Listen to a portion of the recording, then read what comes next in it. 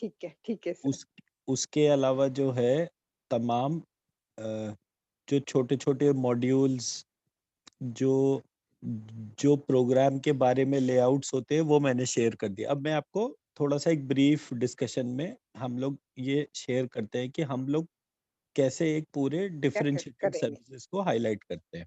ठीक है। मार्केट में आपने जैसे रेकी, प्राणिक ऐसे तमाम हीलिंग के प्रोसेस हैं जिनके बारे में आपने सुना होगा। तो हुँ, हमने भी जब इन सबको सुना तो एक पार्ट तो बहुत इंटरेस्टिंग था कि हम नई-नई चीज़ों को देख रहे थे, जान रहे थे।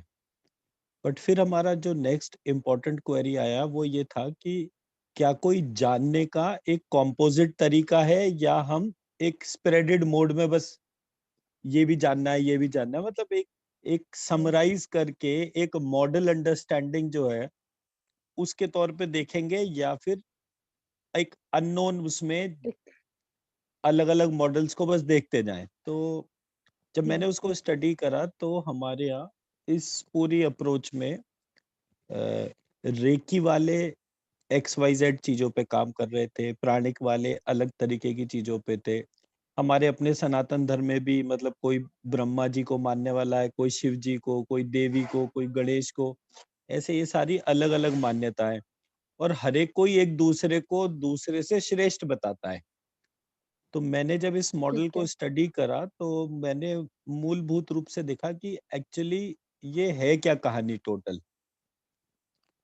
तो हुँ, जो मेन पार्ट उसमें मुझे समझ में आया कि एक शरीर है, एक मन है और एक आत्मा है और ये तीनों की तीनों कोएग्जिस्ट करती है ना? एक ही जगह पे तीनों रहते हुँ, हैं। तो जब मैंने टेक्स्ट को देखा तो टेक्स्ट इसी बात को कैसे कह रहा था? टेक्स्ट कह रहा था कि देखो जी, एक स्थूल शरीर है, एक सूक्ष्म शरीर है और एक कारण शरीर है और ये हुँ, तीनों जो हैं एक ही घर में रहते हैं। मतलब हम कभी भी किसी भी स्थिति में हाँ, ना तो सिर्फ शरीर हो सकते स्थूल, ना सिर्फ सूक्ष्म और ना ही सिर्फ आत्मा। तो अगर भाव। हम कोर हुँ, पर चले जाएँ, तो कोर में हमने देखा कि आत्मा जो है उसने शरीर और मन का निर्माण करा। हुँ, तो पहला क्वेश्चन मेरे को ये आया कि भई अगर आत्मा ने शरीर और मन का निर्माण करा है, तो वो क्यों करा? उसका कारण क्या था? हुँ, तो इसका मतलब बहुत सारी चीज़ें ऐसी हैं जो आत्मा कर सकती है, लेकिन साथ के साथ ऐसी बहुत सारी चीज़ें हैं जो आत्मा नहीं भी कर सकती। निकल तो हुँ, तो हमारी यहाँ से एक क्वेस्ट शुरू हुई कि ये जितने भी चीज़ें हो रही हैं, इसमें क्या मेन पार्ट है जिसको हमें फ़ोकस करना है। अब यहाँ से ये प्रक्रिया शुरू हो गई और इस हुँ, प्रक्रिया के शुरू होते ही हमने तमाम जगहों पर अलग-अलग एस्पेक्ट देखे। लेकिन ये जो आत्मा की परिभाषा हमारे सनातन धर्म के तौर पे दे रखी थी, वैसी परिभाषा कहीं और नहीं थी। उन्होंने बिल्कुल सिंपल तरीके से बोला कि भई ये आत्मा और ये परमात्मा, ये दोनों अननोन है। ये आज तक ना हुँ, तो कोई जान पाया और ना कोई जान पाएगा। देख तो जैसे हुँ, ही ये वाले पार्ट पे आया, तो इसका जो सबसे बड़ा इम्पैक्ट मैंने अपने ऊपर देखा वो ये था कि हम कभी भी किसी भी स्थिति में अहम नहीं कर सकते। ठीक है। हम कभी ये नहीं कह सकते कि जी देखो हम कितने बड़े वो हैं, क्योंकि अहम हम किस बात पे करें? कोई एक ऐसी चीज़ जो कभी जानी नहीं गई और कोई एक ऐसी चीज़ जो कभी जानी ही नहीं जा सकती, हम उससे जुड़ने का प्रयास करते हैं। लेकिन जैसे ही हम उससे जुड़ते हैं, हमारी शक्तियाँ बढ़नी शुरू हो जाती हैं हुँ, और जैसे-जैसे हमारी शक्तियाँ बढ़ती जाती हैं, हमारे मतलब जीवन में परिवर्तन शुरू हो जाता है। शारीरिक दृष्टि से, आर्थिक दृष्टि से, संबंध की दृष्टि से, हम सब जगह जो है एक सुपर ह्यूमन अप्रोच में जाना शुरू कर देते हैं और जितना-जितना हम सबमिसिव होते हैं, उतना ही ज़्यादा चीज़ें हमें निकल कर सामने के सामने मिलती हैं। अब मैं आपके सामने जब मैंने इस बेसिस पे टेक्स्ट को इवैल्यूएट करना शुरू करा, अनफॉर्च्यूनेटली मेरे साथ जो सबसे गलत चीज़ रही, वो ये रही कि मुझे हर एक जगह कोई ना कोई चीज़ में कमी निकल ही आती थी। सो हुँ, टू एन एक्सटेंट कि मैं अ, आ, ई तक पहुँच गया और मैंने देखा कि अ, आ, ई तक हमें गलत पढ़ाई गई। हुँ, तो अब हमारे देश में तो एजुकेशन सिस्टम सारा ब्रिटिशर्स के हाथ में था या उससे पहले मुस्लिम्स के हाथ में था। तो हमारे यहाँ कोई भी पार्ट को एक ऐसे तरीके से पढ़ाया जाना जिससे कि हम सबको उसकी नॉलेज पड़े, वो हमें दिखा नहीं। अब मैं हुँ, आपको एक स्लाइड पे एक छोटी-सी चीज़ दिखाता हूँ। तो जब मैं अ, आ, इ के तौर पे पढ़ रहा था तो मैंने देखा कि हमारा अ, इ, उ, ऋ और लिरि, चलिए, हाँ, ये 5 जो हैं हमारे अल्फ़ाबेट थे। सॉरी। इन हुँ, 5 को जब मैंने ध्यान से देखा तो अ प्लस अ, आ बन गया, ई प्लस ई बन गया, उ प्लस ऊ बन गया, री प्लस री बन गया और लीव लिरी प्लस लिरी बन गया। दरी हुँ, अब अ प्लस ए, आ प्लस आई, आ प्लस ओ, आ औ, प्लस औ, ओ, औ, हुँ, नाक से उच्चारण मुंह से अल, उच्चारण अ, इस प्रकार से हमारे 16 स्वर जो है, इन 5 से हमारे ये 16 स्वर बने। हुँ, अब इन्हीं में अ प्लस ह, ई प्लस हुँ, य, उ प्लस उआ, री प्लस रेया, ला, हाँ, लिरी प्लस ला। ला, हुँ, ठीक है जी। तो अब ये आ गया हुँ, हम, यम, वम, रम, लम। लम, हुँ, जब मैंने ये 5 देखे इसके बाद मेरे पास जो नेक्स्ट 5 थे वो थे षटकोण का स, स, अठावले का ल और क्ष। तो इस अच्छा, प्रकार से ये हमारा जो स्ट्रक्चर था, ये हमारे सामने आया और इस स्ट्रक्चर को देखने के बाद हमें ये पता चला कि हमारे संपूर्ण प्रोसेस में ये आ, ई ही डोमिनेट करता है। ये हाँ, मैंने ग्रुप में भी डाल दिया ताकि आप आफ्टर द हुँ, डिस्कशन हम इसको देख सकें। देख ठीक है। अब इसी आधार पे ये जो 25 थे, लेफ्ट साइड में मैंने जो 25 रखे कौन से ई उ रिल री आ ई उ रिल री ए ओ आई औ अंग आ हुँ, औ, 16 ह या वरला श श स लक्षा 16 और हुँ, 10 इस प्रकार से हमारे 26 जो है हुँ, ये 26 हमारे वो बन गए। अब इसकी राइट साइड में हुँ, कौन से बचे? वो 25 थे क ख ग घ च छ ज ज य ट ठ ड ढ ण त थ द ध न प फ ब भ म प, ये फ, ब, 25 म, इधर हो गए। तो अगर हम अंग और को अगर हम अंग और को हुँ, अंग और इन दोनों में से कोई एक ही हर बार लेते रहे तो इधर जो है लेफ्ट साइड में हमारे सारे स्वर और सेमी वॉवल्स आ गए और राइट हुँ, साइड में सारे कॉन्सोनेंट्स हो गए। ठीक है। Vowels, semi vowels and consonants. तो ये बिल्कुल प्रक्रिया हुँ, बैलेंस हो गई। हाँ, अब ये जो प्रक्रिया बैलेंस हुई है, इस प्रक्रिया को जब हम ध्यान से देखते हैं, तो हमारे को ये पता चलता है कि हमारे इस इन्फिनिटी के सिंबल में लेफ्ट साइड पे सारे सुर थे और राइट साइड पे सारे असुर थे। अच्छा, और यहाँ से हमारा समुद्र मंथन शुरू हो गया। अब इस समुद्र मंथन का जो सेंटर पॉइंट था वो हमारा नाभि था। नाभि के ऊपर का हिस्सा और नाभि के नीचे का हिस्सा। तो जो नाभि के हुँ, ऊपर का हिस्सा था जिसको हम सुर कह रहे थे और नाभि के नीचे का जो हिस्सा था जिसको हम असुर कह रहे थे, इस असर, प्रकार से हमारे शरीर की बाइफरकेशन हमें दिखनी और पता चलनी शुरू हुई। जब हमने हुँ, इसी को सांस के अंदर मर्ज कर दिया, तो मेरी सांस मेरी नाक तक जाती थी, मेरी सांस नाभि के नीचे तक जाती थी और एक सर्कुलर मोशन मैंने ऑब्जर्व करा। जब इस सर्कुलर मोशन को ध्यान से देखा तो मुझे इसकी शेप बिल्कुल डमरू के जैसी दिखनी शुरू हो गई। मतलब मैं मेरी सांस को ऑब्जर्व करता था तो मुझे अपने शरीर के अंदर एक डमरू दिखना शुरू हो गया और हमारे टेक्स्ट में लिखा था कि वो शिव तांडव स्तोत्र जो है, वो उस डमरू के अंदर से निकला है। तो मेरे जो शरीर के अंदर के ये जो आ, ई थे, इन्हीं से मेरी ये व्यवस्था निकलनी शुरू हो गई। जब हुँ, मेरे को ये चीज़ पता चली, तो मुझे लगा कि हमारे यहाँ जो टेक्स्ट को जिस तरह से देखा जाता है, वो देखने का तरीके में फ़र्क है। क्योंकि हर एक हुँ, व्यक्ति को संस्कृत आती नहीं, तो जो व्यक्ति ट्रांसलेशन कर रहा था उसको ये साइंटिफिक पहलू पता ही नहीं थे। उसने तो संस्कृत का ट्रांसलेशन करा, वो भी उतना जितना उसका अपना भाषा का ज्ञान था। हम्म, और अब ये तो हो गया एक सीधा सपाट। दूसरा पार्ट जो मैंने देखा वो ये था कि कुछ चीजें हमारे यहाँ जानकर डिटेरियोरेट करी गई। मतलब जितने भी दुनिया में धर्म है, अगर आप उनको ध्यान से देखें तो वो प्राइमरीली एक ही काम कर रहे हैं, वो अपने आप को हाईलाइट कर रहे हैं। हम्म, और उस अपने आप को हाईलाइट करने की वजह से व्यक्ति जो है वो छोटा हो जाता है, धर्म जो है या ईश्वर जो है वो बड़ा हो जाता है। अब हम्म, उससे भी आगे की कहानी आ गई कि वो ईश्वर भी छोटा हो गया, व्यक्ति भी छोटा हो गया, जो वो पैगंबर जो है वो सबसे बड़ा हो गया। और उसका जो सबसे बड़ा कारण था वो ये था कि वो जो पैगंबर था, जो चारों तरफ दुनिया में, मतलब ईसाइयत में 220 करोड़ ईसाई हैं, 190 करोड़ मुस्लिम्स हैं। अब अगर आप सोचो कि यहाँ पर कितना चंदा इकट्ठा हो रहा है, तो क्या हम्म, ये मशीनरी जो बिना मेहनत करे खा रही है, क्या ये कभी ये चाहेगी कि ये लोग इस पैगंबर के अलावा किसी और के बारे में देखें?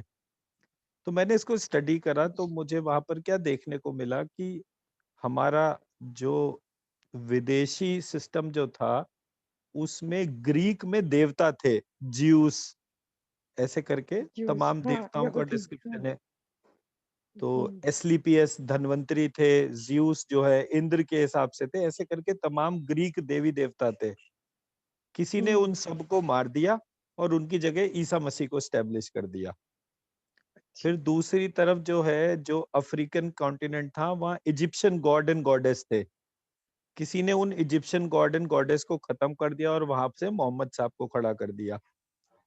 फिर चाइना और जापान के अंदर जो है वहां के चाइनीज गॉड एंड गॉडेस थे, ड्रैगन था, इन सब की पूजा वहां पर होती थी। किसी ने उन सबको खत्म करा और उनकी जगह बुद्ध को बिठा दिया। तो इस प्रकार से तमाम देश और दुनिया में एक ऐसी प्रक्रिया मैंने देखी। मतलब मेरा उद्देश्य कहीं भी किसी को क्रिटिसाइज करना नहीं है। मेरा उद्देश्य मेरी जर्नी और मेरे ऑब्जर्वेशन के तौर पर है कि इतना बड़ा पैसा, अरबों खरबों रुपए जो है, जो मूव कर रहे थे इन संस्थानों के थ्रू, तो कौन ये चाहेगा कि ये जो फ्री में पैसा आ रहा है ये आना बंद हो जाए? भाई बाकी हम्म, आज आप देखिए, आप अपने पूरे जीवन भर जो भी पैसा कमाया, आपने एक जॉब करी, जॉब के बदले पूरे महीने जब जॉब करते थे तब आपको 30वें दिन सैलरी मिलती थी। यहाँ तो बिना कुछ करे मिल रहा था। मजदूर भी पूरे दिन मजदूरी करता है, तब उसको शाम को उसकी मजदूरी मिलती है। तो ऐसे करके हम्म, छोटी-छोटी चीज़ों से मेरे को ये पता चला कि हमारे यहाँ एक ऐसी प्रक्रिया एग्ज़िस्ट करती है वर्ल्ड वाइड, जो ये चाहती ही नहीं कि व्यक्ति स्पिरिचुअली ऊपर उठे। हम्म, क्योंकि हमारे यहाँ तो कण-कण में भगवान था या अहम ब्रह्मास्मि। सो हम वेद के 4 ही महावाक्य जानते थे, तत्त्वमसि, हम्म, अ, प्रज्ञानम ब्रह्म, अहम ब्रह्मास्मि हम्म, और अयम आत्मन ब्रह्मन। तो अगर मैं इन चारों का निचोड़ निकालूं तो तुम ही ब्रह्म हो, मैं भी ब्रह्म हूँ, एकदम, हम दोनों की जो कॉन्शियसनेस है वही ब्रह्म है। तो कुल मिला के जो है, जितने ईश्वर की क्षमता आपके अंदर है उतनी ईश्वर की क्षमता मेरे अंदर है। और हमें दोनों को ही पैगंबर की आवश्यकता नहीं है कि हमें ईश्वर से बात करनी है, तो हम खुद ही मतलब संपूर्ण है ईश्वर से संवाद बनाने के लिए। तो यहाँ से मुझे थोड़ा-सा लगा कि मुझे अपने सिस्टम को थोड़ा-सा और पढ़ना और देखना चाहिए, क्योंकि मेन समस्या ये है कि मैं मेरे सिस्टम को ही नहीं जानता। हाँ, मतलब हमारा जो फॉर्मल नॉलेज है रिलिजन का वो बहुत ही कम है। तो हमारे जो करेक्ट, ऋषि मुनि थे, जो लाखों करोड़ों साल जीवित रहे, उन्होंने एक छोटी-सी चीज़ ढूँढी। तो मेरा जो सबसे पहला क्वेरी शुरू हुआ था, मेरे मेरे गुरुजी की आयु 100 वर्ष की थी। मतलब इनफैक्ट वो 100 वर्ष में कुछ महीने कम थे, तभी उनका शरीर पूरा हुआ था। सो माउंट आबू में एक जगह का नाम है माउंट आबू। वहाँ पे रेलवे स्टेशन पे उतरेंगे तो एक 17 किलोमीटर दूर एक गाँव है पाटनारायण, वहाँ पे उनका आश्रम है। और दूसरा आश्रम जो है वो वशिष्ठ आश्रम है। माउंट आबू से ही आप, मतलब जब आप आबू रोड रेलवे स्टेशन से उतर के माउंट आबू जाते हैं, तो वहां जंगल में 700 सीढ़ी नीचे उतर के ऋषि वशिष्ठ का आश्रम है, जहां पर राम और लक्ष्मण की शिक्षा दीक्षा हुई थी। तो मेरे गुरुजी उस आश्रम के श्री महंत रहे। और तो उस आश्रम का नाम क्या है? वशिष्ठ गोमुख, आश्रम के नाम से ही? वशिष्ठ वशिष्ठ आश्रम है और गोमुख आश्रम है। गोमुख आश्रम। गोमुख गोमुख के नाम से, मैं लिंक भेज दूंगा आपको। तो ये पूरी दुनिया के अंदर वशिष्ठ ऋषि का सबसे प्राचीन आश्रम है। वशिष्ठ जी के और भी आश्रम सुनने में आए, हाँ, बट ये है, एक और भी प्राचीनतम है। था। हाँ, ये प्राचीनतम था, मतलब कि जिसका डिस्क्रिप्शन पुराणों के अंदर गोमुख आश्रम का, माउंट आबू और गोमुख आश्रम का सबसे विशद वर्णन है। और आबू पर्वत श्रृंखला जो है, ये पौराणिक पहाड़ों के लिए जाना जाता है, मतलब हिमालय को पुत्र समान मानते हैं, बच्चा मानते हैं। आबू पर्वत श्रृंखला प्राचीन पर्वत श्रृंखला है और इस क्षेत्र में किसी जमाने में समुद्र था, ऐसे इसके बारे में बोलते हैं। तो मेरा मतलब ये एक खुशनसीबी थी कि मैं जब लगभग 10-12 साल का था, तब से मैं मेरे गुरुजी के पास में आता जाता रहता था। और 2019 15 मई को उनका शरीर पूरा हुआ। तो कुल मिला के मेरे को 30-40 साल, एक 100 साल के व्यक्ति का जो है वो मतलब सानिध्य प्राप्त सानिध्य हुआ, है। हाँ, जिसमें कि उन्होंने मेरे को अपनी लाइफ में जो जो चीजें होती थी उसके बताते थे। और जो वशिष्ठ आश्रम है बहुत सिद्ध स्थान है, मतलब वहां पे जमदग्नि ऋषि ने तपस्या करी है, परशुराम जी ने करी है। तो सारे बड़े बड़े सप्तऋषि मंडल के लोग जो है वो उस क्षेत्र में आज भी कहे जाते हैं कि वो वहां पर जागरूक रहते हैं, मतलब बहुत सिद्ध क्षेत्र है वो। फिर एक एज के बाद पहाड़ पे रहना मेरे गुरुजी को सुविधा नहीं देता था, तो वो नीचे आबू रोड, एक जो रेलवे स्टेशन है, वहां से 17 किलोमीटर दूर एक पाटनारायण मंदिर करके है जगह, वो फिर वहां पर आ गए 1965-70 में। और वहां से फिर उन्होंने जो है वो उस पूरे क्षेत्र में आयुर्वेदिक दवाइयों से उन्होंने पूरी प्रक्रिया शुरू करी। सो कैंसर, हार्ट, तमाम ऐसे रोग जिनको मेडिकल साइंस ठीक नहीं कर सकती थी, उसको वो 8-10 महीने की आयुर्वेदिक दवाई देकर ठीक कर देते थे। तो अब मैंने वो आयुर्वेदिक दवाइयाँ बनाना जो है उनके पास में ही रहकर सीखा। वैसे मेरा फॉर्मल क्वालिफिकेशन एमबीए मार्केटिंग है। मैं अच्छा, 2011 तक तकरीबन 16 साल का मेरा वर्क एक्सपीरियंस था और मैं डीजीएम था वीडियोकॉन टेलीकॉम में। और 2011 के बाद मैंने अपना जॉब छोड़ा और मैंने आरती ने मिलकर जो है एजुकेशन कंसल्टिंग एंड ट्रेनिंग पे काम करा। मतलब हम लोग करिकुलम डिजाइन करना और तमाम कंसल्टिंग एंड ट्रेनिंग जो एजुकेशन फील्ड के तौर पे था उसमें हम काम कर रहे थे। तो मैंने मेरा मास्टर्स करा पहले संस्कृत में, फिर पीएचडी करी संस्कृत में। आरती ने अपना पीएचडी जो है साइको सोशियोलॉजी में करा। उसने चाइल्ड डेवलपमेंट, ह्यूमन डेवलपमेंट, उसका मास्टर्स था पहले। तो कहाँ से उसके किया है बाद उन्होंने? ये ह्यूमन डेवलपमेंट पंजाब यूनिवर्सिटी से, चंडीगढ़। पीएयू से? चंडीगढ़ से। जी अच्छा, चंडीगढ़ से। जी क्योंकि मेरा भी मास्टर्स, मतलब मेरा डॉक्टरेट ही इसी में है, चाइल्ड डेवलपमेंट के। एक्सीलेंट। तो वो और आप और आरती तो खूब अच्छी तरह से इसे हाँ, because my बिल्कुल याद master कर। is in child development and my doctorate is in preschool education, right, तो हमने पूरा का non-formal. पूरा पूरा का पूरा आरती का था childrens of working and non working mothers के ऊपर उसका रिसर्च था, Okay, जो okay, उसने पीएचडी के तौर पे करा था, जो साइको okay, सोशियोलॉजी के तौर पे वो प्रोजेक्ट पूरा आता था।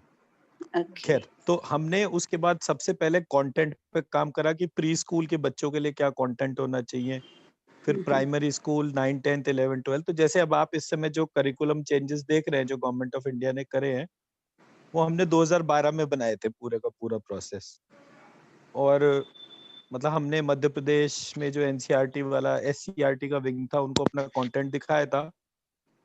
उन्होंने बोला इतना बड़ा कंटेंट रिपोजिटरी जो है वो भारत सरकार के पास नहीं है। सो आज हो क्या होगा मैं उसको नहीं कहता हूँ। 2012 में हम लोगों ने ऑलमोस्ट 3-4 साल 5 साल लगाकर वो पूरा का पूरा कंटेंट रिपोजिटरी वगैरह बनाया। तो हमने जब वो सारा कंटेंट बनाया उसके रिजल्ट्स बहुत अच्छे मिले। हमने 350 बच्चों के ऊपर जो है एक मुजफ्फरनगर का एक स्कूल था, तो उन्होंने हमसे फ्रेंचाइज ली थी और हमने उनको अपना कंटेंट दिया और उस कंटेंट को 2 साल उन बच्चों के ऊपर प्रयोग करा गया। तो उन्होंने जो टीचर्स थी, जब नर्सरी और केजी बच्चों ने हमारे कंटेंट पे करा तो टीचर्स ने बोला कि ये पहला बैच है जो पूरा बैच ही इंटेलिजेंट है। अब मुजफ्फरनगर एक रूरल बैकग्राउंड वाली जगह है, वहां पे बच्चे बहुत अक्खड़ बोलते थे, सारा कुछ था, बट उनके एक्सप्रेशंस में ड्रास्टिक इम्प्रूवमेंट आया। तो जब ड्रास्टिक इम्प्रूवमेंट आया तो मेरा जो रिसर्च था वो क्या था कि मैंने, जब मैं आपको भी अल्फाबेट्स दिखा रहा था, एक सेकेंड, तो इसमें जैसे मैंने आपको दिखाया ई ई उ ऊ, अब ये तीसरी डोमेन थी री री लिरी और लिरी, अ ई उ ए आई ओ औ अंक अंग अ। ये आपको क्लियरली विजिबल है ना ये? बिल्कुल, हाँ बिल्कुल क्लियर है। इसमें ये जो बीच के जो चार है, री री लिरी लिरी, इनका संबंध था सुषुम्ना नाड़ी से। अच्छा और ये जो लेफ्ट वाले हैं अ ई उ ए ओ, ये ईड़ा, और आ ई उ ए ओ ये है पिंगला। अच्छा। तो हमने ये जो बीच के चार अल्फाबेट थे, री री लिरी लिरी, हमने बच्चों से वर्कशीट्स पे ये लिखवाना शुरू करा और उनकी सुषुम्ना राइजिंग शुरू हो गई। और सुषुम्ना राइजिंग की वजह से वो सारे बच्चे इंटेलिजेंट होने लग गए। तो मेरा जो फॉर्मूला था वो बहुत ही सिंपल था। हेलो। लो, हाँ हेलो, आवाज आ रही है। मेरी आवाज आ रही है आपको? हाँ मुझे तो आ रही है। जी। हाँ जी। तो ये जो अल्फाबेट्स थे, ये चार अल्फाबेट्स, री री लिरी लिरी, इन चार अल्फाबेट्स को जब मैंने लोगों के बच्चों के साथ में कनेक्ट करा, तो उन बच्चों का जो मेंटल एक्सेलरेशन था वो फास्ट हो गया, उनके एक्सप्रेशन इंप्रूव हो गए, उनके एनर्जी लेवल्स बढ़ गए। और एक दो नहीं, 350 बच्चों पे मैंने और आरती ने ये प्रयोग करा। हमने टीचर्स को ट्रेनिंग दी और वो पूरा का पूरा स्ट्रक्चर बना के उनकी फोटोग्राफिक डिक्शनरी, और बहुत मेहनत करी थी हमने उन सालों में। हम कॉमर्शियली बहुत पैसे नहीं कमा पाए, बट हमने उस टाइम पर जो हमारे रिसर्च के जो इनपुट्स थे वो बहुत ही विलक्षण थे। और क्योंकि मार्केटिंग है, स्कूल्स में कमीशन होते थे और बहुत सारे की तरीके की चीजें होती थी, तो हम सही ऑडियंस से टाइम से कनेक्ट नहीं हो पाए। तो इसलिए हमने उतना पार्ट स्टडी करा और फिर हमारी एक कंटेंट के ऊपर मास्टरी हो गई। और वो आज भी है, मतलब कैसे इस पूरे सब्जेक्ट को लोगों तक कनेक्ट करना है। तो जब हमने कंटेंट पे स्टडी करा, ट्रेनिंग पे स्टडी करा, तो जो हमारा नेक्स्ट सबसे बड़ा चैलेंज आया वो ये आया कि कंटेंट तो ठीक है, लेकिन कौन सा बच्चा कौन से कंटेंट को एब्जॉर्ब करेगा, कौन सा बच्चा कौन से कंटेंट को एब्जॉर्ब नहीं करेगा, ये कैसे पता चलेगा। तो फिर हमने एक सॉफ्टवेयर पे काम करना शुरू करा था जो फिंगरप्रिंट से बताता था सब कुछ।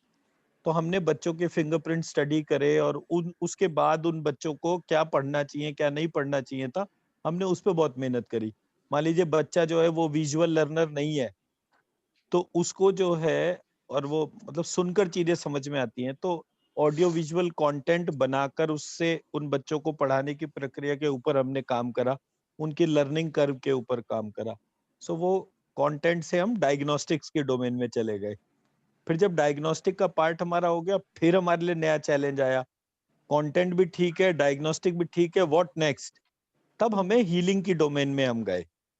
So healing में we entered very late in 2017-18 we entered into वो, और हम प्राइमरली हेल्थ रिलेटेड ही डोमेन में थे।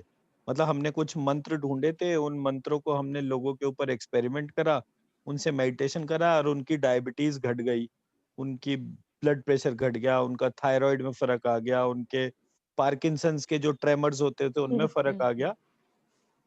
बच्चों के जो ऑटिस्टिक बिहेवियर पैटर्न थे उसमें उनमें कमी आ गई। जो मेंटली रिटार्डेड बच्चे थे वो रिस्पॉन्सिव होके अटेंटिवली सुनने लग गए चीजों को। सो लाइकवाइज ऐसे बहुत सारे एक्सपेरिमेंट हमने 2 साल करे और फिर हमें वो हीलिंग डोमेन के अंदर मजा आना शुरू हो गया।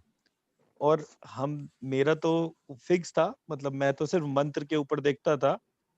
आरती को क्या हुआ कि जब मैं आरती को बोलता कि इस मंत्र की एनर्जी देखो और उसकी एनर्जी देखती तो उसको वो डाइटी भी दिखने शुरू हो गए कि मान लीजिए मैंने श्री कृष्ण का मंत्र लिखा तो उनको श्री कृष्ण के दर्शन होने शुरू हो गए। फिर इस तरह से करके हमारी एंट्री हीलिंग के अंदर हुई। तो जब हमारी एंट्री हीलिंग में हुई तो हमने फिर उन सॉल्यूशंस के ऊपर काम करना शुरू करा जो लोगों की आवश्यकता थी।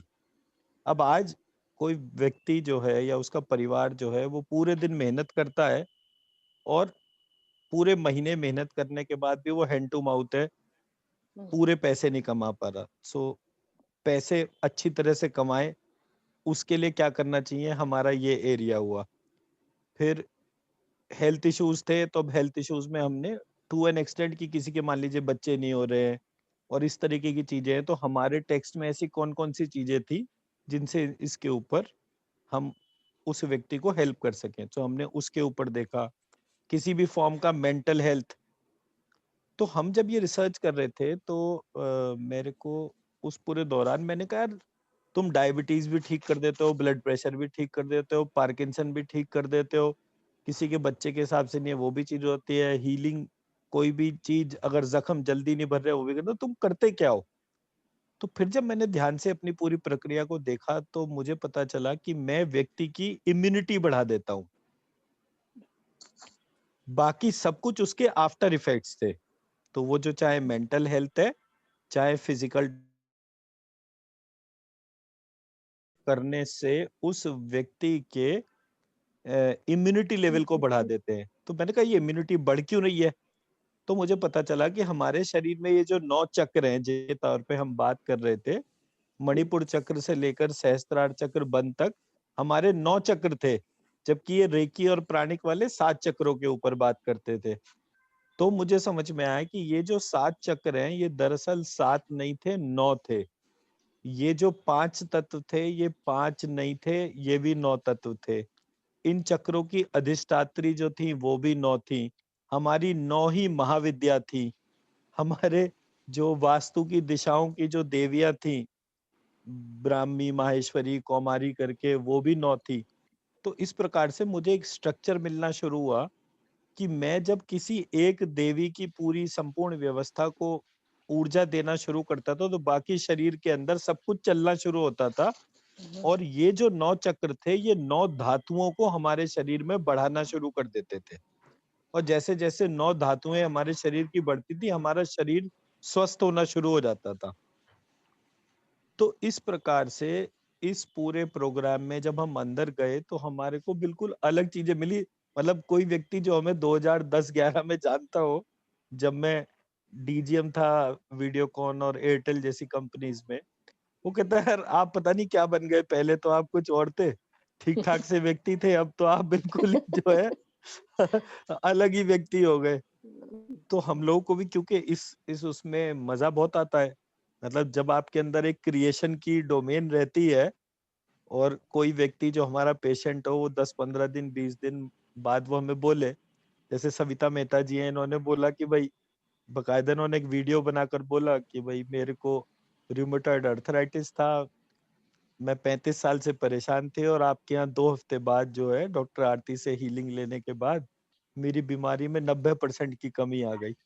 तो मतलब अंदर से इतना अच्छा लगता था कि एक व्यक्ति जो है पूरे मेडिकल प्रोफेशन से परेशान है और आपने एक चीज में एक चेंज कर दिया। तो एक से दूसरा, दूसरे से तीसरा ऐसे करके ये वर्ड ऑफ माउथ से हम लोग आज सब जने इकट्ठे हैं और एक सब्जेक्टिव डिस्कशन के ऊपर काम कर रहे हैं। तो ये हमारा मूवमेंट था। तो हमें लगा कि भविष्य में अच्छा ये सब जो कुछ भी हुआ ये कोरोना के टाइम पर हुआ। मतलब मैं इन सब लोगों को जितने भी जने ग्रुप में एक सविता मेहता को छोड़ देता हूँ मैं, जिन्होंने मुझे सविता शर्मा जी से मिलवाया था। अदरवाइज ये सब लोग जो है मेरे को अब कोरोना काल में ही मिले सब लोग। तो मैंने ये रियलाइज करा कि आज हमारे सामने कोरोना जैसी बीमारी आई है जिसमें कि हमारे देश में तो कभी इतना इन्फेक्शन फैला ही नहीं जितना विदेशों में फैला, कि वहां पे तो व्यक्ति इन्फेक्ट हुआ और उसके कुछ घंटों बाद खत्म हो गया। तो सरप्राइजिंगली हमारे देश में कभी वो वाला इन्फेक्शन नहीं आया। बट हुँ, फिर भी मैंने देखा कि कोरोना का इतना फियर था कि लोग घबराहट से मर गए। तो हमने फिर ये वाला प्रोग्राम शुरू करा कि भई आज आप कोरोना की वजह से अपने घरों में बंद हैं, इस प्रक्रिया के ऊपर मेडिटेट करिए तो पहली बात तो आप निर्भय हो जाएंगे। और ये बीज मंत्र लिखना होता है इसमें।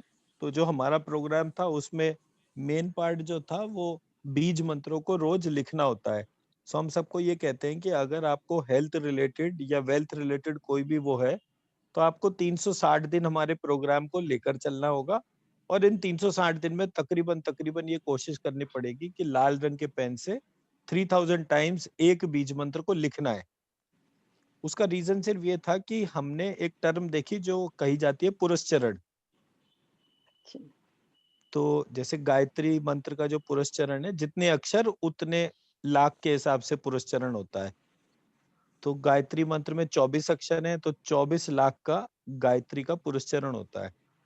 तो जब मैंने इसको स्टडी करा तो मुझे पता चला कि इसमें अगर हम बीज अक्षर लेते हैं तो बीज अक्षर का 1.25 लाख जो है मंत्र जप होता है। तो हमने 3000 बार 43 दिन तक एक व्यक्ति से 3000 बार रोज लिखा है, तो उसका एक पुरस्चरण पूरा हो गया। तो ऋषि विश्वामित्र जो थे उन्होंने अपने जीवन काल में 9 या 12 पुरस्चरण करे थे, जिसमें कि उनके पूर्व जन्मों के सारे पाप नष्ट हो गए और तमाम उनकी सिद्धियां जागृत हो गई। तो मैंने इसको देखा कि ये जो प्रक्रिया है इसमें 24 लाख, अब हमें क्या है कि हमें मानसिक जाप करना नहीं आता। हम कभी भी ऐसे कंसंट्रेशन लेवल पे नहीं आते कि हमारा मानसिक जाप हो। इस कारण से मैंने प्रत्येक व्यक्ति को बोला कि आप मंत्र को लिखना शुरू करिए, क्योंकि लिखने में आपका ब्रेन, आपके हाथ और आपकी कंसंट्रेशन तीनों इन्वॉल्व होते हैं। तो मंत्र का उच्चारण करने से 1 लाख गुना ज्यादा शक्ति मंत्र के लिखने में होती है। तो जब हम 1.25 लाख बार एक बीज अक्षर लिखते हैं तो उसका इम्पैक्ट 10 लाख के बराबर मंत्र जप करने से होता है। तो अगर हम मान लीजिए मंत्र जाप कर रहे होते तो 10 लाख बार मंत्र जाप करना जो है उसमें जितना टाइम लगता, उसके मुकाबले 1.25 लाख बार मंत्र लिखना जो है उससे बहुत सुगम कार्य हो गया। फिर ये जितनी भी शीट्स है जिनको आप लिख रहे हैं, इन शीट्स को आप अपने घर की अलग अलग डायरेक्शन में जब लगाते हैं तो आप देखते हैं कि आपके घर की भी ऊर्जा बढ़ गई। जैसे मंत्र लिखने से आपकी ऊर्जा बढ़ी, ऐसे ही वो लिखी हुई शीट्स को जब घर में लगाया तो देखा हमने कि व्यक्ति की ऊर्जा बढ़ गई। जब व्यक्ति की ऊर्जा बढ़ी तो हमने इसको ऑब्जर्व करा कि जो भी व्यक्ति जो कोरोना पॉजिटिव या किसी भी तरीके का इन्फेक्शन लिए हुए था, जब वो उस घर में या उस व्यक्ति के पास में आता था तो वो उस व्यक्ति को इन्फेक्शन नहीं दे पाता था, उल्टे उसके इन्फेक्शन भी कम हो जाते थे। क्योंकि वो हायर एनर्जी पे व्यक्ति जो मंत्र लिखता था वो हायर एनर्जी पे होता था, और जो व्यक्ति जो है वो वहां पर इन्फेक्टेड आता था वो लोअर एनर्जी का होता था। तो वो लोअर एनर्जी की वजह से ये पार्ट था। फिर हमने देखा कि प्रत्येक व्यक्ति किसी ना किसी तरीके से नेगेटिव एनर्जी की डोमेन में होता था। तो हमने कल इसलिए जो है सबसे पहले 7वां अध्याय कराया, ताकि किसी भी तरीके का कोई नेगेटिव एनर्जी का इम्पैक्ट है तो वो हम कैसे उसको क्लीन करें।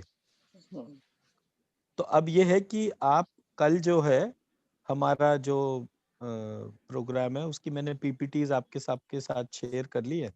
तो आप उसको देखना शुरू करिए, अपने क्वेश्चन प्रिपेयर करिए और फिर हम एक डिस्कशन मोड में इस पूरे प्रोग्राम को लेकर चलते हैं। ठीक है। ठीक है, एंड बिफोर दैट आप अपना एक लिस्ट बनाइए कि what are your expectations from the programme, ठीक है, so that at the end of the program we should be very clear what is the expectation level, because we'll very मतलब कल ही हम क्लैरिफाई कर देंगे कि हम क्या क्या चीजें आपकी एक्सपेक्टेशन लेवल में कवर करेंगे और क्या क्या नहीं कवर करेंगे, ठीक है सो बिल्कुल। दैट हम बिल्कुल प्रिसाइज डिस्कशन में जाएंगे। हाँ जी, ठीक है। एंड हमारे पास मतलब जैसे इंदु जी हैं तो संस्कृत के तौर पर है, तो साइमल्टेनियस वैलिडेशंस भी बहुत सारे होते चले जाएंगे। एंड बिल्कुल। मेरी जो इंटेंशन है वो ये है कि हम एक बड़ी कम्युनिटी बनाएं जो हमारे जितने भी वैदिक टेक्स्ट और ये सारे हमारे लॉस्ट ट्रेडिशंस हैं उनके ऊपर रिसर्च करके उनको एक जगह इकट्ठा करके हम लोगों के साथ में शेयर करें। बिकॉज प्राइमरली अब हम जो भी कुछ फॉलो करते हैं वो वेस्टर्न करते हैं, ईस्टर्न नहीं करते। तो जो हमारा जी प्लीज। आप कब कंप्लीट कीजिए फिर मैं तो बता। मेरा जो कहना था वो सिर्फ ये था कि मैं एक ऐसी संस्था को तैयार कर रहा हूँ जो कि ईस्टर्न और वेस्टर्न ट्रेडिशंस के बीच में एक ब्रिज के जैसा काम करे।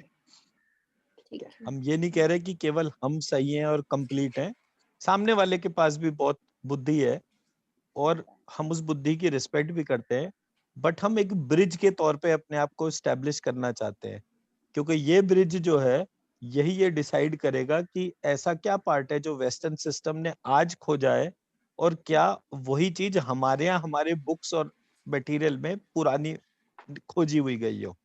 जैसे मैंने अ आ ई का एक उदाहरण दिया, अगर जी हमें इस जी, प्रकार से अ आ ई पढ़ाई जाता है कि किससे क्या उत्पन्न हो रहा है, तो तो वो हम बहुत कभी इजी भी था। नहीं भूलते, हम कभी भी ठीक नहीं है। भूलते। और ये जो अ आ ई है ये दुनिया की जितनी भी भाषाएं हैं इसमें सब में सेम है। मैं भारत की जितनी भी भाषाएं तकरीबन उन सब के वर्ण और व्यंजन के तौर पे जो है वो प्रयोग देख चुका, 90% सेम है। बिल्कुल। तो एक प्रकार से तो हम पूरे विश्व को बांध सकते हैं सिर्फ इस वर्ण व्यवस्था के तौर पे, मतलब ये जो स्वर और व्यंजन का जो पार्ट है, जी। इससे हम दुनिया की भाषाओं को बांध सकते हैं। इसके ऊपर मैंने कंप्यूटर साइंस तक की रिसर्च करी कि क्या हम यही प्रोसेस को कंप्यूटर साइंस से भी कनेक्ट कर सकते हैं, तो वो उस पे भी हो कर रहा था। सकते हैं। तो हम संस्कृत को कंप्यूटर लैंग्वेज से जैसे कनेक्ट करते हैं तो ये प्रक्रिया बहुत वाइब्रेंट हो जाती है। सो लाइकवाइज हमारे लिए बहुत सारे काम है जो हमें भविष्य में करने के तौर पर है, बट पहले एक कॉमन कंसेंसस क्रिएट करें so that जी, कि we start valuing content from each and everyone. Correct बिल्कुल So ठीक, that's the whole objective of the program. बिल्कुल ठीक है। ठीक। जी, अब आप बताइए क्या कह रहे थे आप? बस मेरा तो बहुत ही छोटा सा प्रश्न था। हमारे पास पेटीएम हमारे पास नहीं है, so can we do it with the net banking और दिस हाँ, मैं थिंग? वो आपको डिटेल अभी शेयर कर देता हूँ। आप वो कर देंगे तो कैसे भी, मैं हाँ, फिर, कैसे भी कर सकते हैं वो तो कोई हाँ, दिक्कत नेट नहीं। बैंकिंग या डेबिट कार्ड से कह रहे, नेट बैंकिंग अगर आप मेरे को अपनी डिटेल शेयर कर दें तो हाँ, मैं मैं वो आज वो भेज दूंगा, डिपॉजिट कर आपको। दूंगी। जी, जी, I'll do ठीक, that, उसमें कोई ठीक दिक्कत है, नहीं। बस ठीक है। ठीक है जी, तो फिर तो कल से हम 12 लोग, बजे। हाँ हाँ जी, जी, ठीक है। हाँ, जी, अभी हम ये 12 to 2 वाला ही सोच रहे हैं, ज्वाइन कर लेते हैं। ठीक है, जो भी और कन्वीनियंट हो, मतलब हमारे हाँ, एंड आई से तो थिंक, इट इज हाँ हाँ, नहीं, कंफर्टेबल। मेडिटेशन का दिवाली के बाद शुरू करेंगे। हाँ, हाँ, हाँ, एनी हाँ टाइम, उसमें नहीं जब भी हाँ आपको जी, उसके हिसाब से ताकि थोड़ा लगता सा है अच्छा, सो। हाँ, हाँ, तब तक हमें थ्योरी राइट, समझ में आ जाएगी।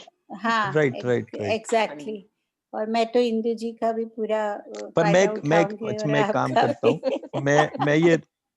मैं ना अभी इसको जो है ये दिवाली तक आप जो है ये दोनों ही चीजें कर लीजिए, अच्छी है। क्योंकि दिवाली तक मैं ही सबको इंसिस्ट कर रहा हूँ, हाँ क्योंकि जी, हम लोगों ने जो प्रयोग करा था पिछले महीने तो अधिक मास था, तो हाँ हमने जी, अधिक मास तो पुरुषोत्तम मास होता है, तो हमने उस पुरुषोत्तम मास के लिए अष्टलक्ष्मी साधना करी थी, तो 1 महीने विदाउट ब्रेक सबने मेडिटेशन करा था।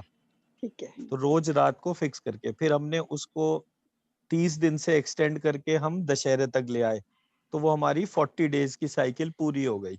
हम्म, अब हम उसी साइकिल को आगे बढ़ाते हुए फर्स्ट स्टेप पे दिवाली तक लेकर जा रहे हैं, क्योंकि लक्ष्मी जी का जब हम बात कर रहे हैं तो वो तो तब तक अधूरी है ना जब तक दिवाली ना आ जाए। लक्ष्य, ठीक तो है।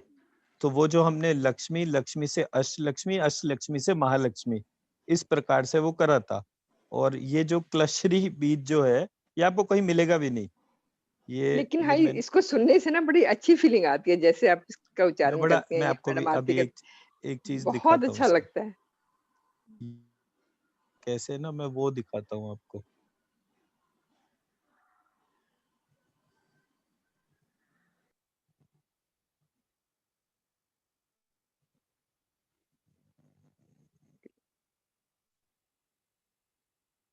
ये देख रहे हैं आप, हाँ जी, ये श्रीम से दूसरा बना श्री, हाँ जी, ये ह्रीम से दूसरा बना हरि, अशो, हरी, अच्छा, और ये क्लीम से तीसरा बना क्ली। ली, तो अगर मैं श्री लिखूंगा तो श्री के 2 वेरिएंट होंगे ना, एक होगा श्रीम और एक एक होगा श्री, श्री। हाँ जी, तो मेरी ऑब्जर्वेशन में ये आया कि ये जो श्री था, हाँ जी, ये तो था एक तरीके से महालक्ष्मी, और ये महालक्ष्मी में जो श्री था ये थी लक्ष्मी, और ये श्रीम जो था ये थे ब्रह्मा। ब्रह्मा, अच्छा, अच्छा। फिर उसी तरह से जो ह्रीम है उसमें ह्री जो है वो थी महाकाली, और ह्रीम और ह्री जो है वो थे शिव, और ये क्या कहते हैं इसको, शिव और ये काली। काली, महाकाली तो और काली। अच्छा। हाँ, तो इसका इसका जो शिफ्ट था वो थोड़े अलग तरह से था। तो मोटा मोटा अगर मैं इसको लिखूं तो मैं इसको कैसे लिखूंगा,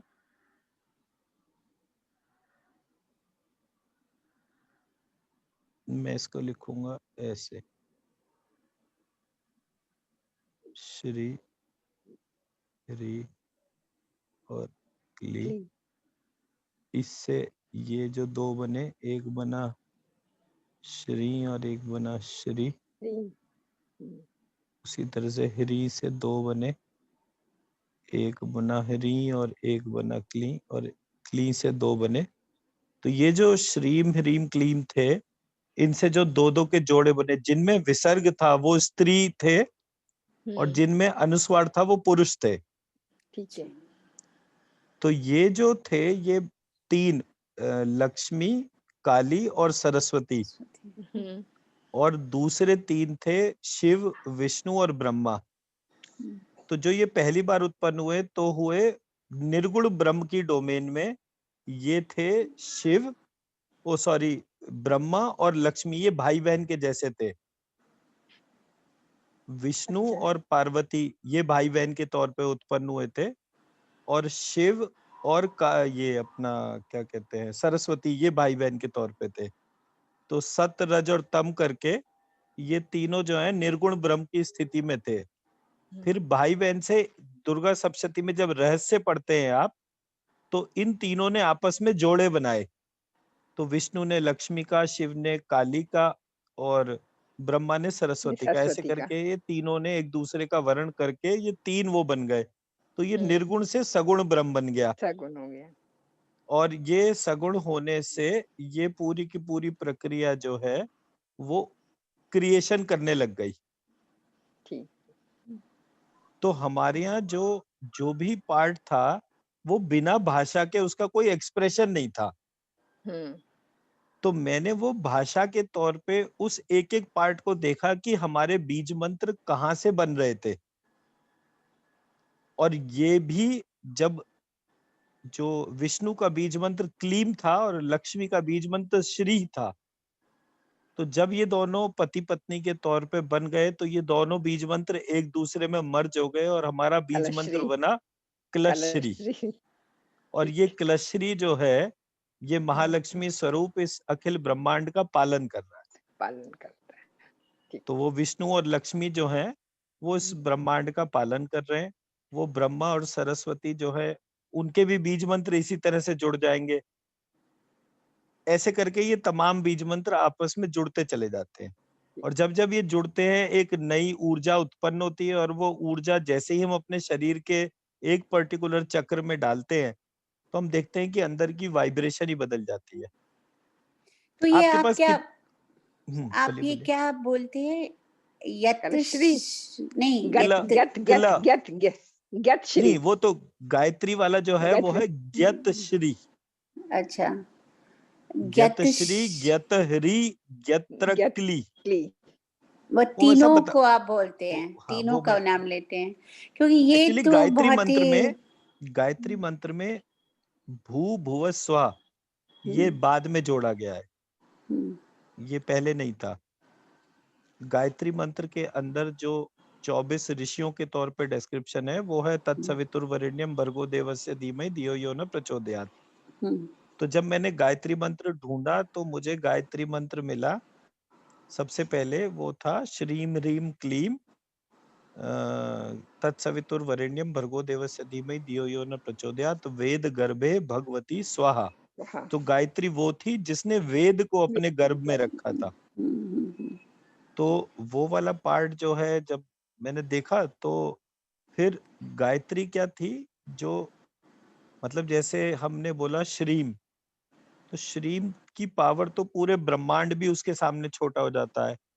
तो ज्ञत श्री कहने का मतलब ये था कि ब्रह्मांड तो अनगिनत है, उसको मैं कभी नहीं जान पाऊंगा, उसकी संपूर्ण पावर नहीं जान पाऊंगा, बट गायत्री की मदद से मैं एक भाग जान पाया उस श्रीम का, उसको कहते हैं ज्ञत श्री।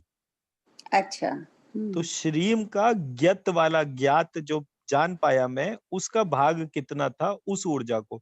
अब देखिए अच्छा, गायत्री जो है हर नहीं, जगह नहीं। वो, श्री अच्छा, और इसके मैंने सोचा गायत्री में सिर्फ आपने सबकी वो मात्राएं हटा करके ग और तय ले लिया, इसलिए मैं अच्छा वो नहीं नहीं नहीं नहीं नहीं, अच्छा, ये ज्ञात आप दूसरा। बिल्कुल निश्चित रहिए इस कार्यक्रम में जितना भी मैं समय संस्कृत के तौर पे आपको जो समझाने का, मेरी संस्कृत बहुत अच्छी नहीं है, लेकिन नहीं, मैं बहुत अच्छी जो है। जो पार्ट मेरे को पता हाँ, है वो बहुत इंटरेस्टिंग है।